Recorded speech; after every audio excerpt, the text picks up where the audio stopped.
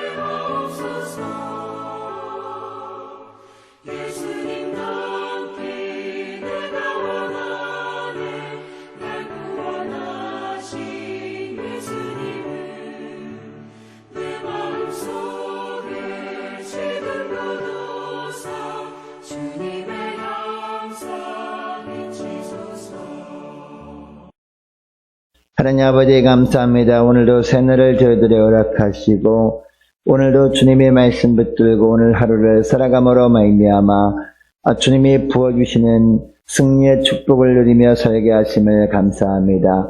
오늘도 주님께서 말씀을 통해서 우리 앞길을 인도하실 때 주님께서 인도하신 대로 우리가 묵묵하게 나갈 때 그 끝에 승리가 주어진다는 것을 우리가 기억하며 주 앞에 나왔사오니 하나님 오늘 말씀을 들을 때 말씀을 통해서 우리 주님께서 예비해 놓으신 지혜가 우리 심령 가운데 충만하게 채워지게 하여 주셔서 주님이 부어주신 하늘의 지혜를 붙들고 오늘도 살아갈 수 있도록 축복하여 주옵소서.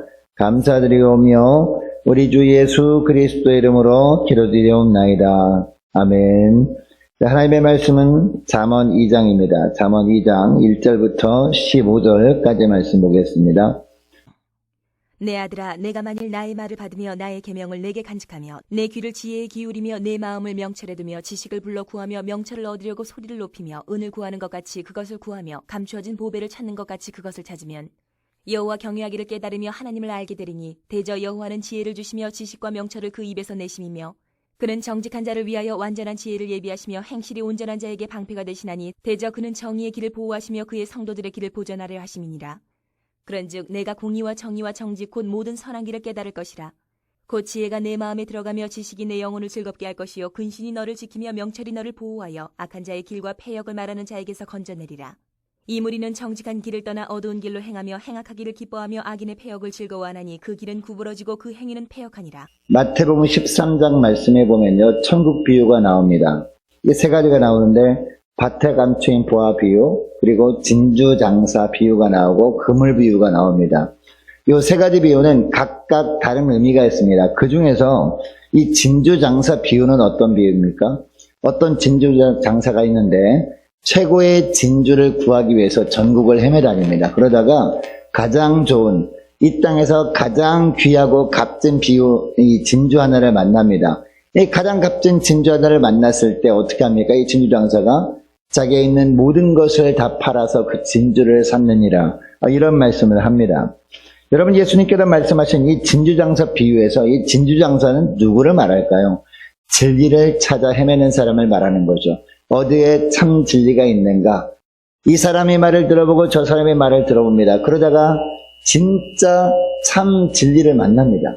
그 진짜 참 진리가 무엇입니까? 이 땅에서의 진리가 아니죠. 이 땅에서 들을 수 없는 바로 하늘의 진리를 말하는 거죠. 자, 그러니까 이 진짜 참 진주는 누구의 말씀을 말하는 거죠? 바로 예수님의 말씀을 말하는 거예요. 우리 예수님께서 이 땅에서의 진리뿐만 아니라 이 땅을 떠나서 붙들고 살아야 할 진리를 말씀하는 분 아닙니까? 바로 천국에 대한 말씀을 하셨기 때문이죠. 이처럼 진짜 지혜를 만난다면 어떻게 하라는 겁니까? 절대로 놓치지 말고 이 지혜를 붙들라라는 말씀을 이 천국 비유에서 말씀하는 겁니다. 자, 오늘 본문에 보면 이 하늘의 지혜에 대한 말씀이 계속 나오고 있는데요. 자, 1절 말씀에 보면 내 아들아 라고 하면서 하나님의 자녀들, 그리고 오늘 예배드리는 저와 여러분을 향해서 말씀하고 있습니다. 참 지혜를 간절하게 구하라는 말씀을 표현을 달리해가면서 점점 점층적인 방법을 동원해서 말씀을 하거든요. 자, 1절 말씀 보시기 바랍니다. 1절 중반절 말씀 보면 나의 말을 어떻게 하라? 받으라. 나의 말을 받으며 라고 합니다. 자, 그러면 받았다면 어떻게 하라고 하고 있습니까? 나의 계명을 간직하며 라고 하고 있습니다. 여러분, 그냥 단순히 지혜의 말씀을 우리가 듣고 받는 것으로 끝나버리면 안 된다는 겁니다. 간직해야 된다는 겁니다. 여러분, 간직한다는 것은 무슨 의미입니까? 잃어버리지 않을까 노심초사하면서 그것을 꼭 붙들고 있는 것을 말하는 것이죠. 자, 그 다음에 뭐라고 합니까? 2절 말씀에 보면 내 귀를 지혜에 어떻게 하라? 기울이며 라고 하고 있습니다. 날마다 이 지혜에 붙들고 살아갈 뿐만 아니라 이 지혜의 말씀에 귀를 기울이는 거예요. 이 말씀을 하고 있습니다. 자, 그리고 내 마음을 명철에 두며 라고 하고 있습니다. 이 마음을 세상 것에 두지 말고 이 마음에 바로 명철, 다른 말로 뭡니까? 바로 하늘의 지혜로 가득 채우라. 이 마음에 그 말씀을 하는 겁니다. 뿐만 아니라 3절 말씀에 보니까 뭐라고 하고 있습니까? 지식을 불러 구하며 라고 하고 있습니다. 더 적극적으로 이 지식, 영적인 지식을 구하라 라는 거죠. 그리고 명철을 얻으려고 어떻게 하라? 소리를 높이며 라고 하고 있습니다. 그리고 4절 말씀에 보면 간절하게 하늘의 지혜를 구할 것을 강조해서 말씀하는데요. 무엇을 구하는 것처럼 은을 구하는 것 같이 그것을 구하며 라고 하고 있습니다.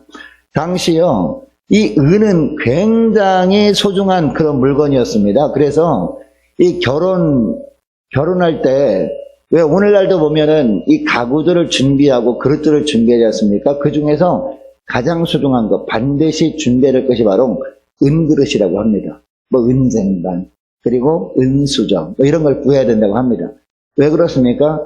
이 은쟁반이나 은수저는요, 이 독이 들어있는지 들어있지 않은지 파악할 수 있는 거잖아요. 어떤 음식을 했습니다. 그 음식을 은그릇에 딱 넣으면 색깔이 변하죠. 독이 있으면. 독이 없으면 색깔이 안 변합니다. 그렇기 때문에 이 은그릇은요, 반드시 지참해야 되는 가정에서 정말 가장 필요한 것이었단 말입니다. 자, 그러니까 이 은을 구하는 것 같이 이 결혼을 앞둔 이 자매는 은을 반드시 구해야 된다는 거죠. 이 은을 구하는 것 같이 그것을 구하며 라고 하는 것은 무슨 의미냐? 하나님의 자녀라면 그 무엇보다도 누구나 하늘의 지혜를 가장 소중한 것으로 여기고 반드시 구해야 된다라는 말씀이죠. 그리고 4절 하반절 말씀에 보면 뭐라고 합니까? 감추어진 보배를 찾는 것 같이 그것을 찾으면 이라고 하고 있습니다. 여러분이 감춰진 보배를 찾는 것은 오늘날 무엇을 말할까요? 우리가 쉽게 이해하기 위해서 보물찾기를 예를 들 수 있지 않을까 생각합니다. 자, 우리가 야외 예배 끝나고 우리가 간혹 가다가 옛날에 보물찾기 하지 않았습니까? 보물찾기 할 때 어떻게 합니까? 남들 다 보물을 찾는데 난 보물을 찾지 않을래. 그런 사람 없습니다. 보물을 찾으려고 모든 사람에 다 힘쓴다는 거죠. 그러다가 보물을 찾으면 어떻게 합니까? 너무나 기쁩니다. 야, 정말 내가 보물을 찾았구나. 이 보물을 찾은 대가로 내가 상을 받겠구나라고 하면서 너무너무 기쁩니다. 바로 이런 마음으로, 보물을 찾는 마음으로 뭘 찾으라? 하늘의 지혜를 찾으라. 바로 그런 말씀을 합니다. 여러분, 근데 우리가 이처럼 하늘의 지혜를 간절히 구할 때 하나님께서 주시는 은혜가 있다라고 말씀하시죠. 어떤 은혜를 주신다고 하고 있느냐? 5절 말씀 보시기 바랍니다. 5절 보니까 무엇을 깨닫게 된다? 여호와를 경외하는 것을 깨닫게 된다라고 하고 있습니다. 그리고 누구를 알게 돼요? 하나님을 알게 된다. 하나님이 어떤 분인지를 알게 된다는 겁니다. 무슨 이야기냐? 지혜를 구하면 여호와를 경외한다는 것이 무엇인지를 깨닫게 된다는 겁니다. 그리고 하나님의 어떤 분인지, 하나님이 얼마나 나를 사랑하고 하나님이 나에게 얼마나 귀한 것을 주시길 원하는지를 깨닫게 된다는 겁니다. 왜 그렇습니까? 지혜는 하나님으로부터 나는 것이기 때문에 이처럼 지혜만을 간절히 구하면 이런 것들을 깨닫게 되고 알게 된다는 겁니다. 여러분, 여호와를 경외한다는 것이 어떤 겁니까? 하나님이 이 땅을 다스리심을 느끼는 거죠. 이것을 깨닫게 된다는 겁니다. 아, 이 땅에 그냥 내 눈에 보이는 것들만 이렇게 다인 줄 알았습니다. 이 땅에 내가 눈에 보이는 이 환경이 다인 줄 알았습니다. 그런데 역사가 흘러가는 것을 영적인 눈을 뜨고 보니까 하나님께서 다스리시는구나, 하나님께서 주관하시는구나, 이것을 깨닫게 된다는 겁니다. 이것을 인정하게 된다는 겁니다. 그리고 7절 말씀을 보니까 그는 정직한 자를 위하여 완전한 지혜를 예비하신다. 바로 이런 분이 하나님이심을 알게 된다는 겁니다. 자, 그러니까 하나님 보시기에 정직한 자들에게 하나님께서 이 하나님의 일을 맡기시는데 그냥 맡기기만 하시는 분이 아니라 일을 맡기실 때 무엇을 주시고 그것을 통해서 일을 하게 하시느냐? 하늘의 지혜를 주시고 완전한 지혜를 주시고 그 하나님이 주신 지혜로 일을 하게 하시는 하나님이심을 알게 한다는 겁니다. 자, 그리고 하나님께서 이 땅을 다스리는 증거를 또 보여주시는데요. 7절 하반절 말씀 보니까 어떤 증거를 보여주시느냐? 7절 하반절 말씀 보세요. 행실이 온전한 자에게 뭐가 되어주세요? 방패가 되어주신다라는 겁니다. 하나님께서 방패가 되어주신 것을 보면서 하나님께서 이 땅을 다스리시는 증거를 보여주시는 것이구나. 이것을 깨닫게 하신다는 겁니다.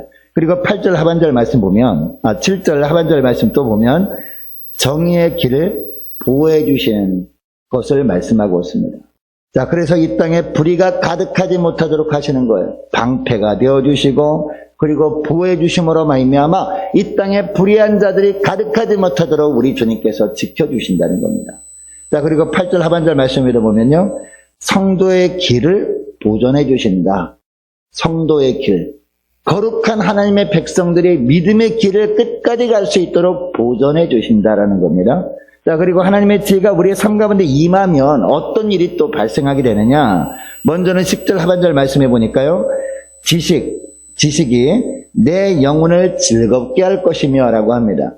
여러분, 우리는 육신의 즐거움만을 위해서 살면 안 됩니다. 우리가 주의 백성이라면 우리 영혼이 즐겁게 하는 일을 하며 살아야 되는데 우리가 어떻게 해야 돼요? 하나님의 지혜를 우리가 사모하고 그 지혜를 우리가 찾으며 살게 되면 우리 영혼이 윤택해지고 우리 영혼이 즐거워하며 살게 된다는 겁니다. 자, 여기서 말하는 지식은 하나님이 어떤 분인지를 아는 지식이죠. 자, 우리가 하나님 앞에서 정직하게 살고 공의롭게 살게만 하면 하나님은 우리를 지키시는 분임을 알게 된다는 겁니다.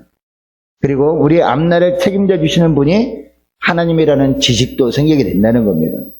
뿐만 아니라 지혜가 우리에게 임하게 되면 또 어떤 유익이 있다라고 하고 있느냐? 11절 말씀 보시기 바랍니다. 11절 말씀 보니까 자신을 드러지지 않고 근신하게 됨으로 말미암아 오직 주님만 높이며 나는 근신하는 거야. 이렇게 함으로 말미암아 우리를 위험으로부터 미연에 막아주신다는 겁니다. 여러분, 우리가 교만하게 되면 교만의 결과는 뭡니까? 패망이잖아요.